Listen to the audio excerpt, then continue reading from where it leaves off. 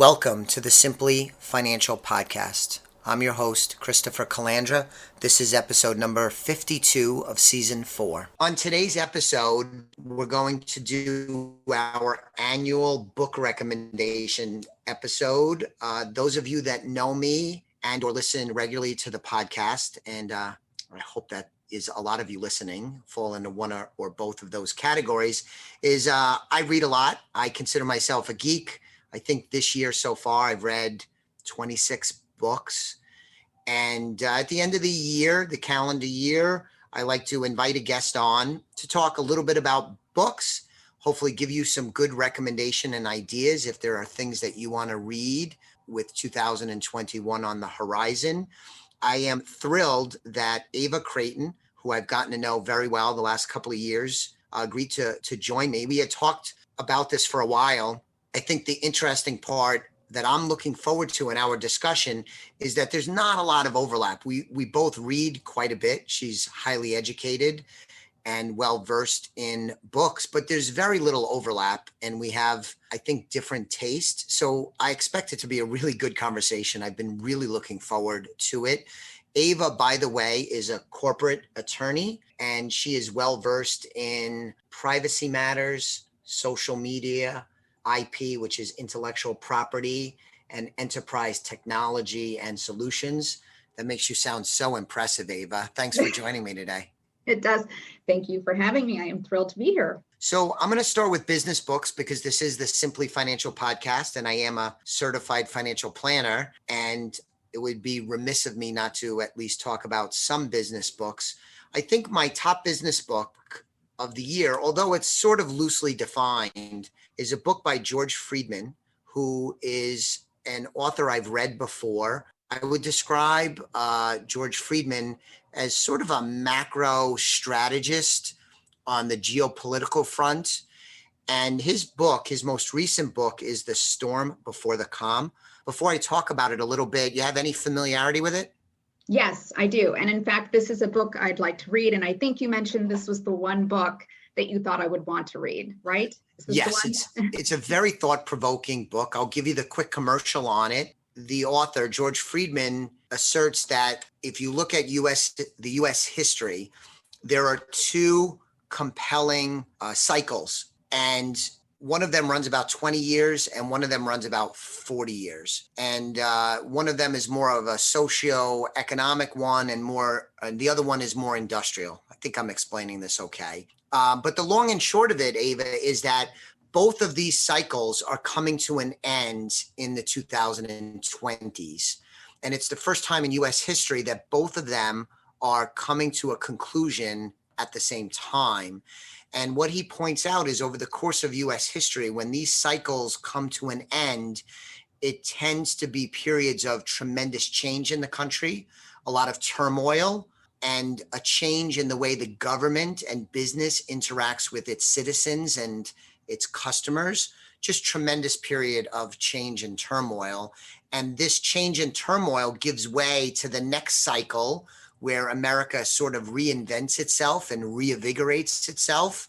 And so there's cause for optimism. That's why he has to play on words, the storm before the calm, that the 2020s will be a period of tumult and a lot of change. And the crazy thing is, this book, Ava, was published. It came out, I think, on February 26th. Could be wrong on the date, but right before everything took place with the pandemic. Obviously, with everything that's happened this year, we have had a very large dose of change, and that change is still coming and probably will continue. So that's the quick commercial about the book, although I don't know how quick it was. But how does that sound? No, it sounds fantastic. And I have read reviews on this book, and I think it is, I look forward to reading it, but I think it absolutely makes sense. I think between technology, climate change, the pandemic, and the upheaval that we see right now, I think this book is probably spot on. So I do look forward to reading it. And I'll also add, it talks a lot about the changing population of the country, not just ethnicity, but also age and views and thinking about what the government, what's important to them, what they want the government to do for them. It's it's an unbelievably good read, and it's probably the most impactful book I've read all year. So I don't know. Would you categorize that as a business book? It's not really a business book per se, but I'm going to put it, because it's my show, in the business book category. Yes, you could absolutely. It's your show, Chris, so you can put it in that category. But I think it's a book about change, right? Technology, digital Yes. accessibility, climate change, migration, right? So with the change in climate and rising temperatures and everybody coming in with technology and people that are not able to understand certain technologies and how that impacts jobs and employment, I think it's spot on. Yeah, and let me just add before we move on, there's also a history element to the book, because it talks about the prior cycles, Yes. How they got started and how they ended and some of the reasons why they ended. And it's great because in today's hotly contested news cycles where, different people have differing opinions, but it gave me great perspective on, listen, just because it's been done in our recent memory, say my lifetime or my adult lifetime, when you go back and you look at the history, the US has changed dramatically. And part of the impressiveness of the US system, the Constitution, our citizenry, everything that makes up this great country, is that it does change, it does evolve, and you don't need to be terribly afraid of the change, because these changes, at least historically, have happened and they've led to very good things. So I love the history part of this, because it makes me feel comfortable that the country might be going through change, and that's okay, because the people in previous generations probably felt maybe some anxiety in the same way some of us might feel today, but that's okay, because it all worked out. So there's my commercial. George Friedman, if you happen to be listening, you should probably send me a little thank you note for my commercial. And let me just say, the other business book, I don't know if you're a poker player, but Annie Duke is a successful poker player, Texas Hold'em, and she wrote a book, Thinking in Bets. And it's a very good book, although I will say the first half was much better than the second half. And what Annie Duke talks about is making decisions when you don't have all of the information. And she uses poker as the backdrop, because in poker, you're making decisions, but you don't know all the information, because you don't know what the other players have in their hands for cards, but you have to make decisions. And business is like that. Life is like that. We have to make so many decisions, sometimes very important decisions, but we don't have all of the information. And she walks through some decision-making tips to help you wisely negotiate through those things. And also spends a lot of time, Ava, talking about sometimes you make a decision and it works out, so you think it was a good decision. But it may not have been a good decision. You may just have gotten lucky, or you could be fortunate. And on the flip side, she uses examples where you could make a very good decision, well thought out, reasoned, a good decision based on the available information, and it does not work out. And then sometimes people will say that was a mistake, I'm never going to do that again. But that decision in and of itself is a mistake, because you might draw the wrong lesson. So it's a very good book, especially the first half. So I like that book a lot. Are you a poker player? I'm not a poker player. I'm not a gambler. I do March Madness. When and if we have March Madness, I do a $5 March Madness pool. I hope we have March Madness this year. I absolutely love college basketball, but getting back to poker, I'm not a poker player. I did go to a New Year's Eve get together with very close friends in Sea Isle City 2 years in a row, obviously not this year. And we played, they taught me how to play poker, I think. I mean, we had a table, we had chips, I don't know if it was Texas Hold'em, but there were all different variations, right? So I did get a little lesson, and I would like to try to become a better poker player. I bet you would be an excellent poker player if you were interested in the game. But as an attorney and as a business person and just as an individual trying to make your way through life, you have to be familiar with the idea of you have decisions to make. And in some instances, important decisions, maybe Yes. trying to serve a client of yours well, where you don't have all of the information. How do you settle on a decision? And then also in the aftermath of a decision, trying to judge whether it was a good decision, not only taking into account whether things worked out or not, but also was it a good decision based on the available information? You must be familiar with that, of course, Yes. right? Absolutely. I think that lawyers and doctors and probably also financial planners probably don't get all of the information from their clients, right? Yes. So you have to make determinations based on the information that you have. It's a thought process, an analytical, deductive reasoning process, and you can only make decisions based on the information that you have. So I think this book probably helps to provide some insight, right, into whatever your practice might be or life in general. Have you found that after reading this book that you were able to there were takeaways from the book Absolutely. that you could actually implement? Including this year. So this book was written in 2018, I believe. By the way, Annie Duke has a follow-on book that is I think the next book I'm going to read, at least the next business-oriented book I'm going to read, is How to Decide, which is an extension of her 2018 book, Thinking in Bets. And I'm looking forward to read that. I guess that's going to be more about how to make a decision and less about what she talked about in Thinking in Bets. But what I was going to say is, again, I said at the outset that you and I have had some great conversations, but there's not necessarily a lot of overlap in our book tastes. And, one of the more compelling examples Annie Duke gave is a few years ago in the Super Bowl, the Seattle Seahawks were close to winning the game. They were at the goal line against the New England Patriots. And the Seattle Seahawks quarterback, Russell Wilson, threw a pass instead of handing it off to their great running back, and the ball was intercepted. Yes, I remember it well. And Pete Carroll, the coach of the Seattle Seahawks, was skewered over the decision. There were headlines, worst call in Super Bowl history. He was beat up extensively about the decision. And what she gives is a compelling rationale on why the coach's decision to throw the ball was a very good decision, but it was a decision that didn't work out. There was something like 72 times during the year where teams threw the ball from the 1 yard line and it was never intercepted. And then she also talked about clock management, where it actually gave the Seahawks conceivably an extra play if the pass was not completed.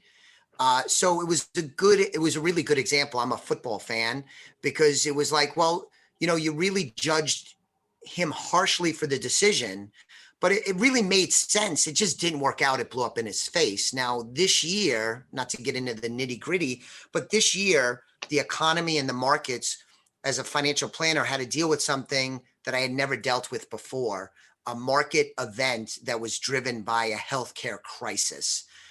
And so I've been around 28 years, Ava, and I've seen a lot of stuff. I was working on 9/11. I went through the financial crisis in 2008 and 2009. So it's not like I hadn't been through tough, challenging periods before, but the overlay of the health crisis was something very new, and something clearly I'm not very trained in. I'm not medically trained and know about infection rates and all of that stuff. So, some decisions had to be made during this year, and it was a classic example of not having all the information and being sort of in uncharted territory with the country the world, including the US, dealing with this pandemic that we hadn't seen in several generations. But, we made some decisions, candidly, that didn't work out as well as we would have liked.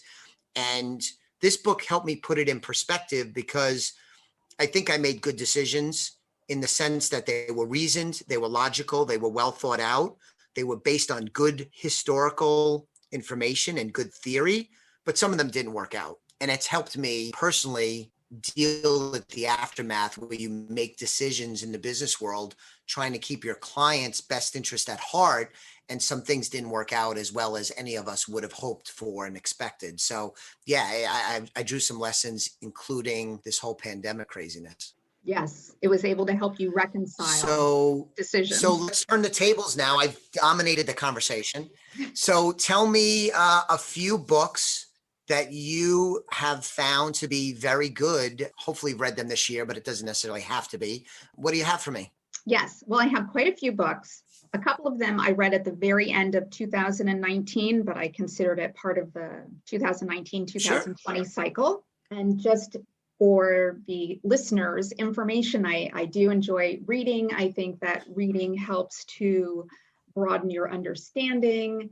It gives you a greater understanding of people, and I think helps you to navigate and see the world from a different perspective, which I think is only a positive. So my first book that I would highly recommend is The Paris Hours by Alex George. It is a book of fiction. It is set in Paris in 1927, and it features Josephine Baker, Maurice Ravel, Gertrude Stein, and the former housemaid to Marcel Proust. I don't want to give too much away. I think this is a book that you won't be able to put down.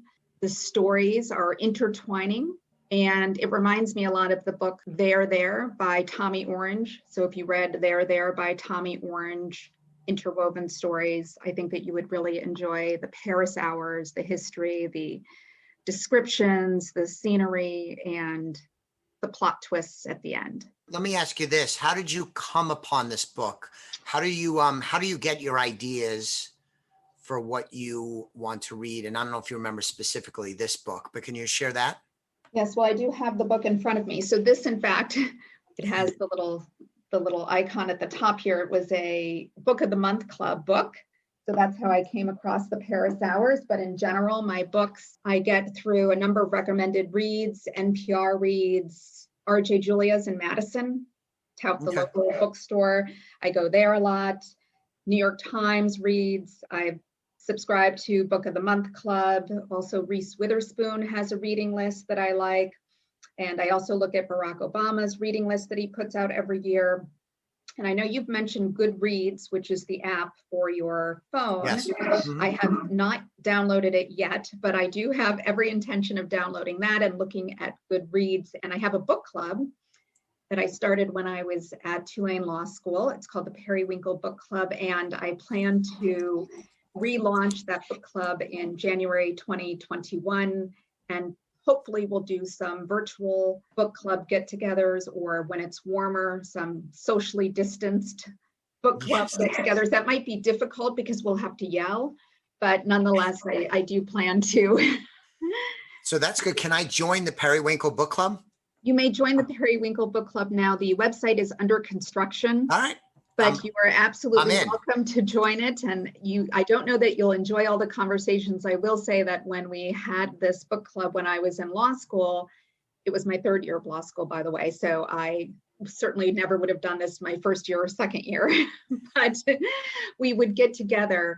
We would have scones and cookies and wine and cheese, and we would chit chat about the book, and then we'd drink probably more wine and eat more food, and then probably gossip. So we didn't spend a lot of time constructing the book. All right, so it's not an overly serious endeavor. All right, gotcha. So that's the caveat, Chris, if you join the Periwinkle Book Club.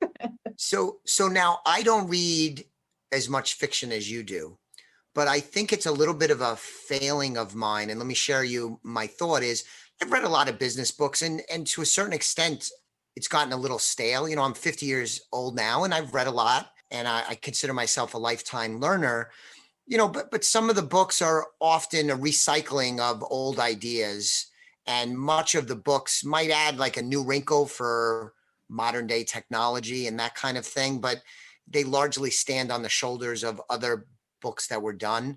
And so sometimes I think fiction, and I sometimes tease Joelle, my wife, you know, because she'll read for pure pleasure. And I'm like, yeah, but you really don't learn anything. What do you get out of it? And I think it's unfair. By the way, I was Yes. an English major in Yes. college. I think it's Wow. unfair because when you read fiction, which are human interest stories in one way or another, you do learn.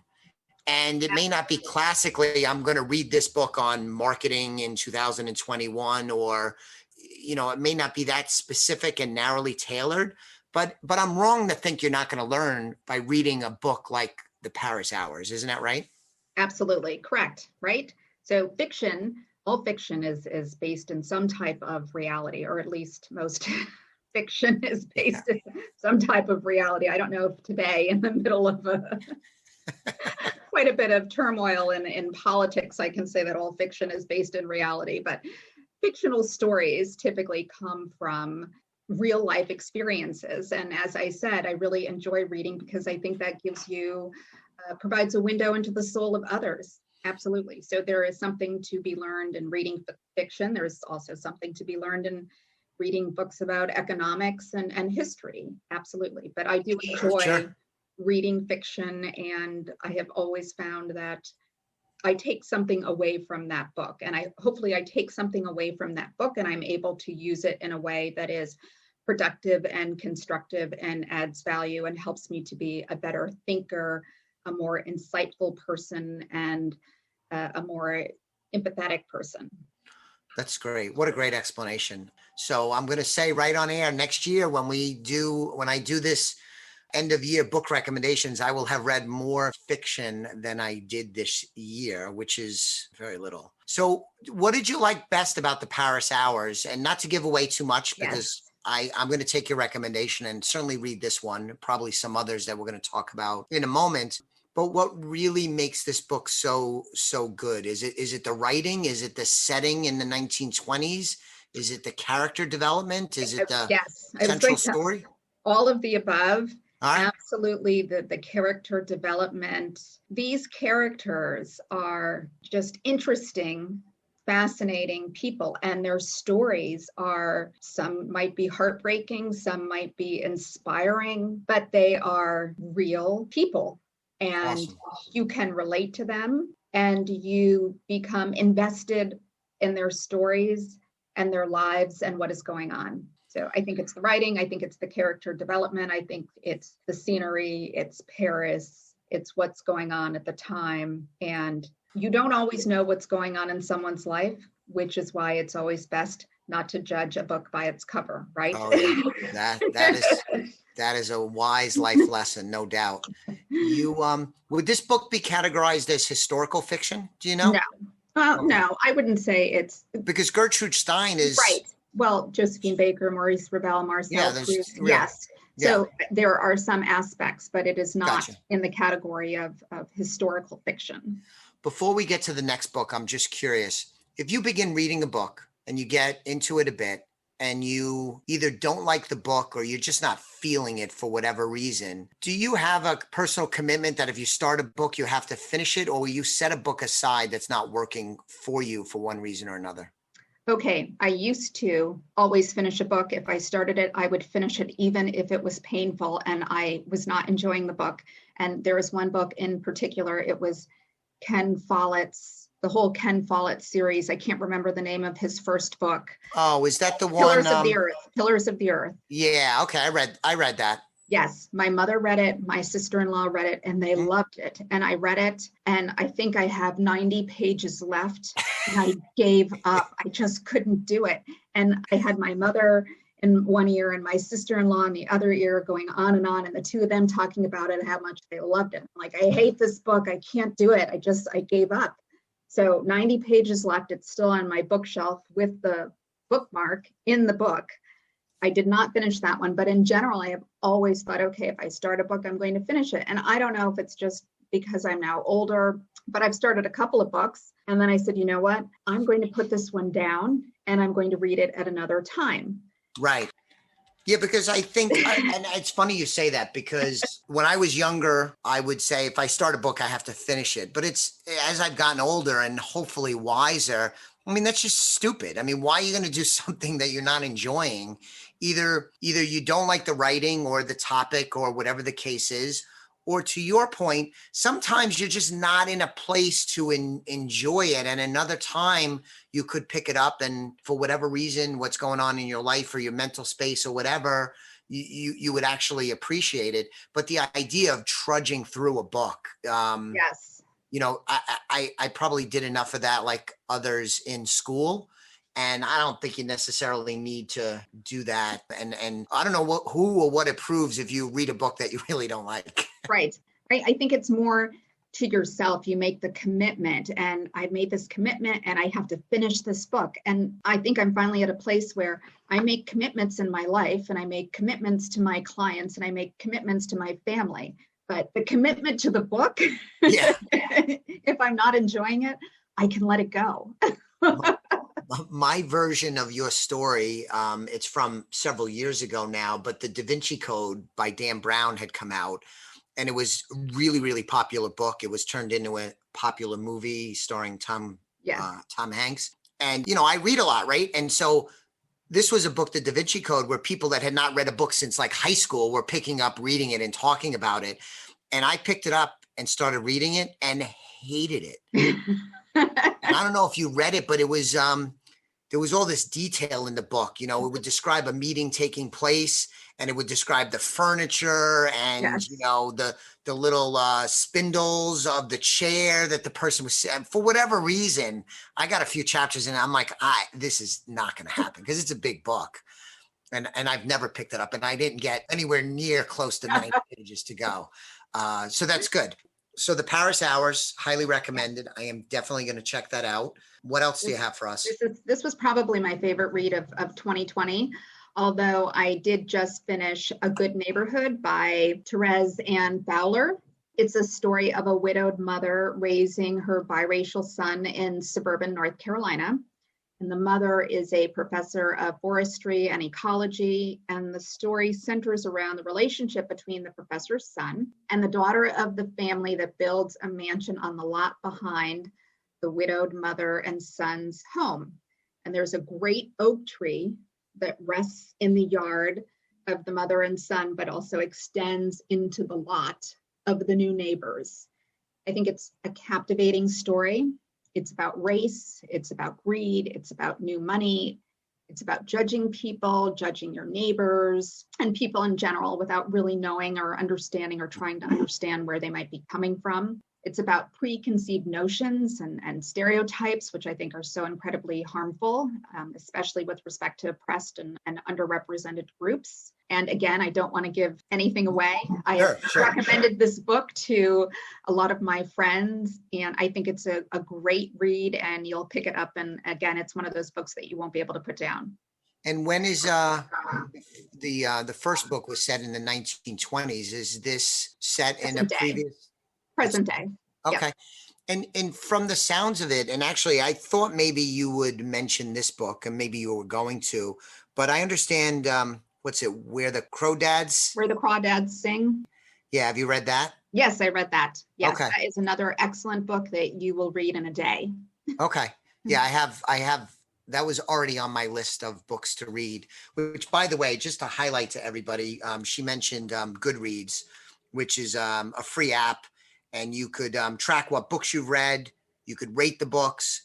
You could compile a list of books that you want to read. And then the site will also curate books for you based on what you've read, including how you rate them. And they'll make recommendations for you. But basically, I need to quit my job because I have on my list of want to read 150 books, which is going to take a little bit. It's going to take some time. Yeah.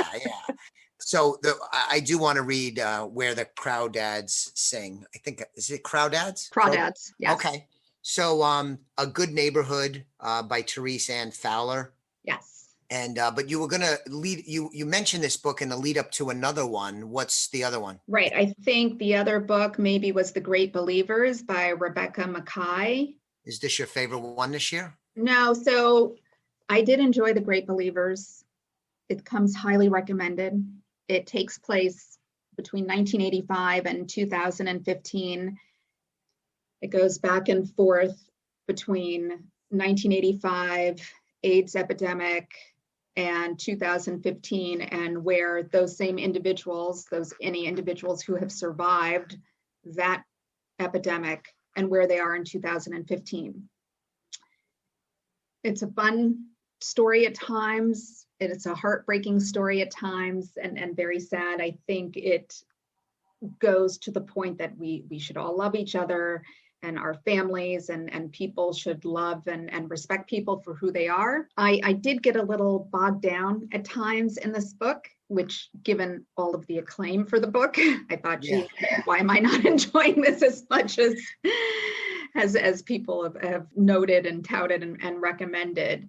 But all in all, I think it goes to the point of loving your neighbor, loving your family, and how you treat people, right? Because what you don't want is, at the end of the day, to be in a situation where families don't support and love their children for whatever particular reason, whether it's they married somebody who's not of the same race, or they are lesbian or gay, and you don't want them to be somewhere in a hospital dying and not have that connection, or think, gee, like Annie Duke, I've made a bad decision, right? Sure. And what are the repercussions of that decision? Very good. So that messaging for both A Good Neighborhood and The Great Believers seems particularly timely in the environment we're in, where most, if not all of us, have had to cut down on activities, less travel, less eating out,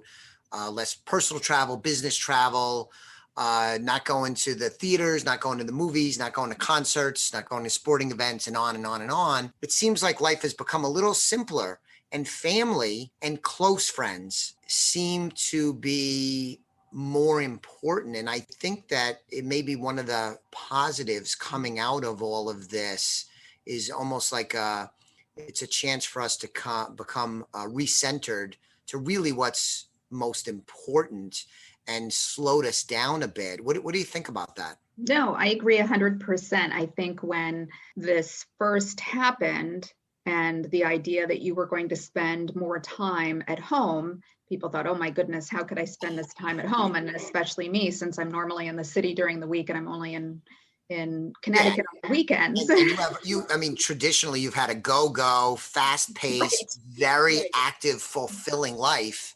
Right. I would imagine your life is still fulfilling, just some of those in a different way, right? Right, absolutely. It's still fulfilling, even though it's 24/7 with my husband. He can't hear this. He won't listen to this podcast. So, but it's in a different way. And I have enjoyed spending more time with him and with my family, and then finding ways to make things work, right? Having Zoom cocktails with friends, right? Arranging wine and cheese parties, right? Like we did with you. All of those things, I think, kind of help to put things in perspective and hopefully give people some hope in this very, very difficult and challenging time. So I imagine reading these books during this time would be particularly enlightening. So that's good stuff. Do you listen to any audiobooks? I don't do audiobooks. Okay. I'm trying to think if I've ever done an audiobook. I think back when they had audiobooks on, what was it? Maybe it was a CD and you put it in your car. And when I was driving back and forth from Connecticut to New Orleans for law school, right, I put a book on tape. I think it was a book on tape. Okay. You're showing your age. Showing my age. Ava. But you can see me, so you can tell people that I'm actually, in fact, much younger looking. Yes, I did a book absolutely. on tape. Yeah. So the reason why I ask is so I said at the beginning of the show, I've read 26 books this year, but to be more accurate, I physically have read some books, but then others I've listened to.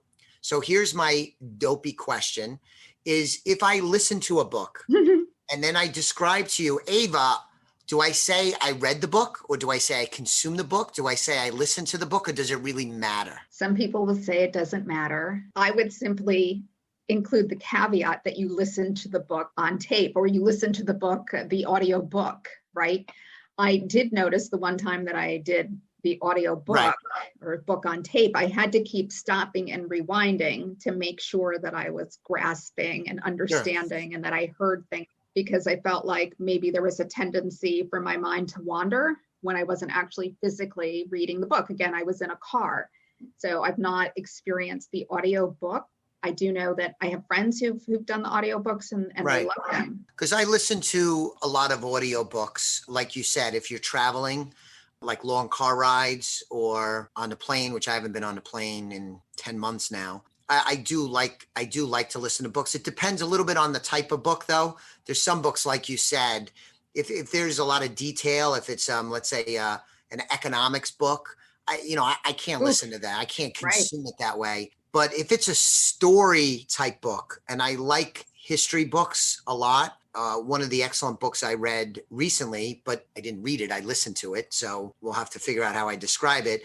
But it was Killing Crazy Horse by Bill O'Reilly. Yep. The television personality. He has this series of books that have nothing to do with his TV news commentator persona, but it's about the Indian Wars out west through, before the Civil War as well as after the Civil War, culminating in Custer's last stand. But I like, those are stories, so I like listening to those, and I could get lost in that story listening as easily as I could get lost sitting on a couch reading a fabulous book in hand. But I'm not sure how it'll be with fiction. I have a pretty good idea for me which books I'll enjoy listening to. And some of it's exactly what you described. If they're making points, and I'm, out on, say, a long hike, because I also like to listen, say, go on a hike for an hour, 2 or 3 hours. You can't be pausing it so you can write down a note. Right. You're just consuming it for enjoyment. But do you read many pure history books? I do not read many pure history books. I did buy Michael McFaul's From Cold War to Hot Peace, and I do plan to read that book. It's not intended to be read from start to finish, and he provides that caveat in the very beginning. You can read certain chapters, but I think that might be a good book for you to read. Yeah, I wrote that down. Yeah. Yes.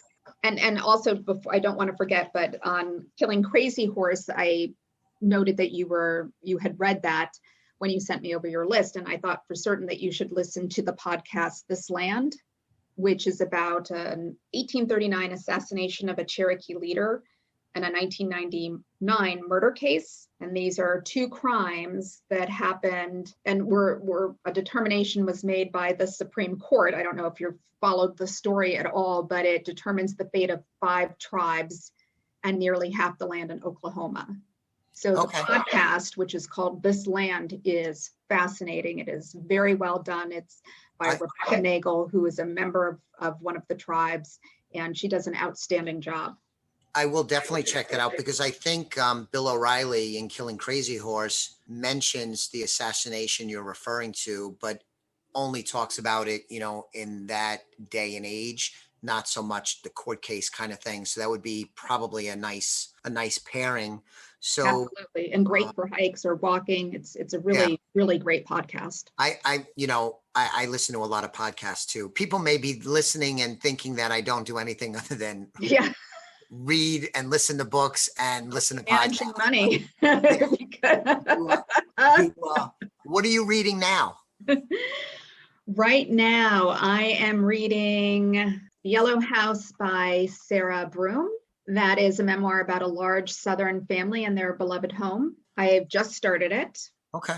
So far, so good? So far, so good. Very interesting family of color.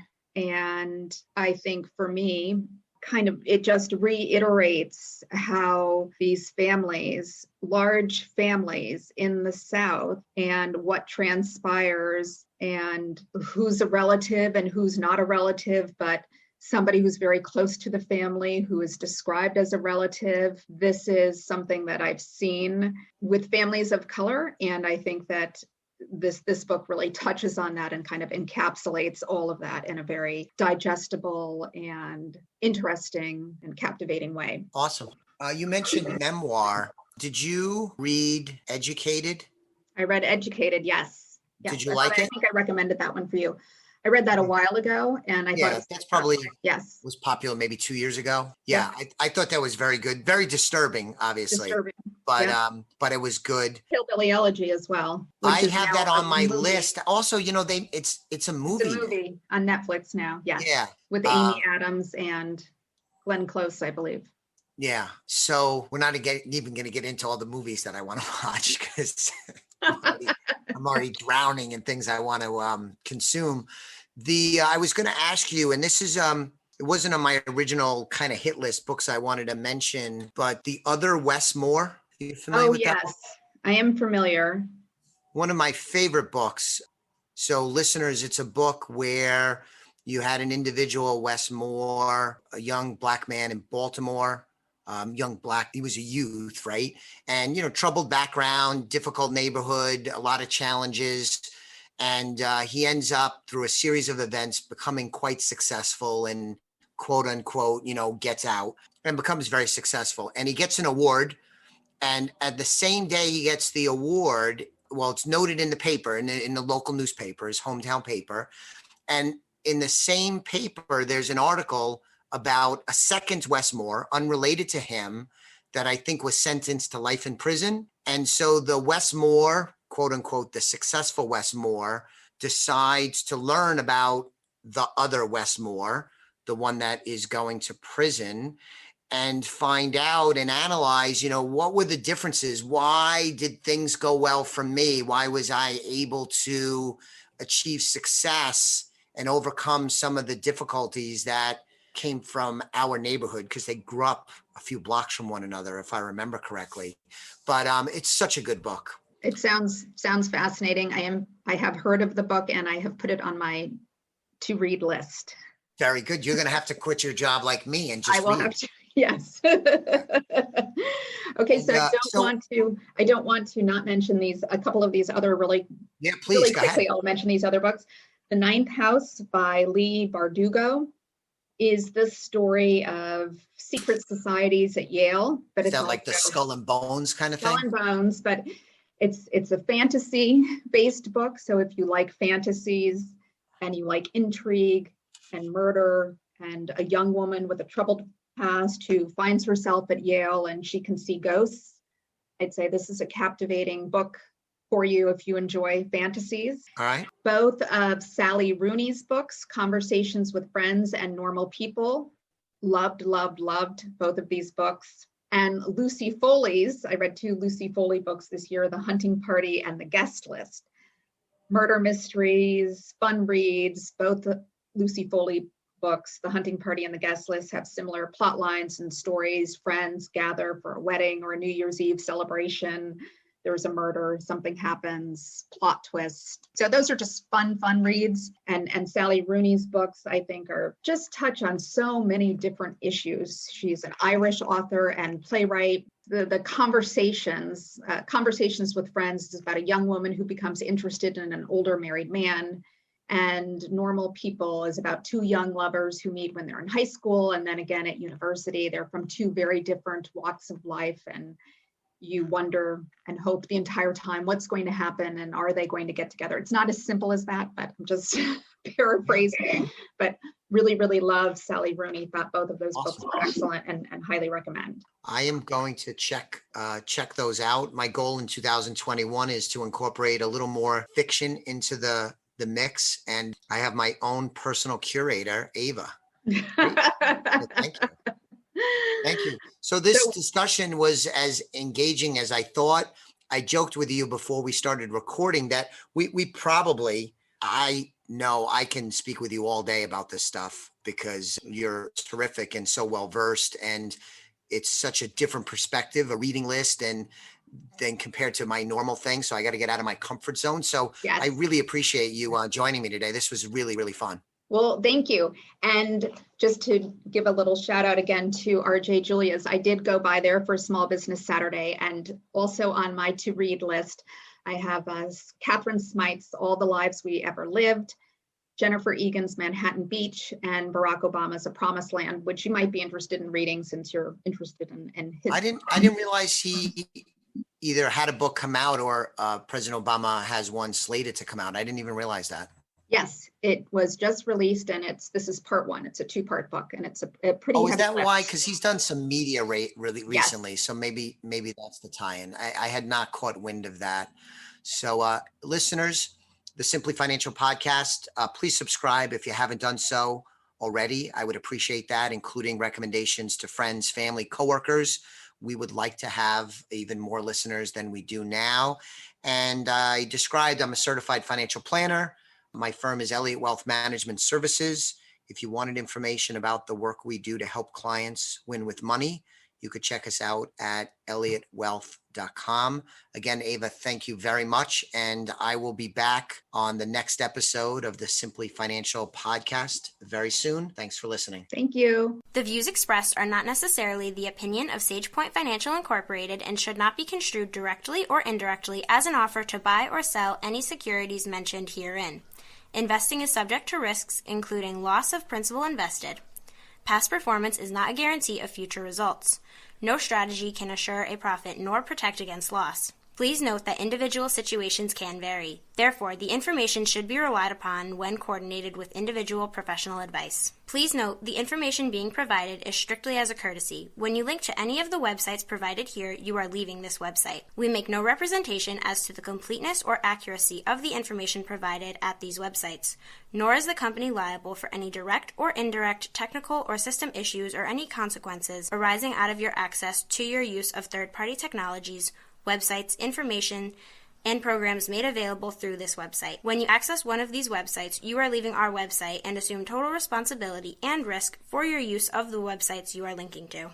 Securities and advisory services are offered through SagePoint Financial Incorporated, member FINRA SIPC. Insurance services offered through Elliott Wealth Management, LLC, not affiliated with SagePoint Financial.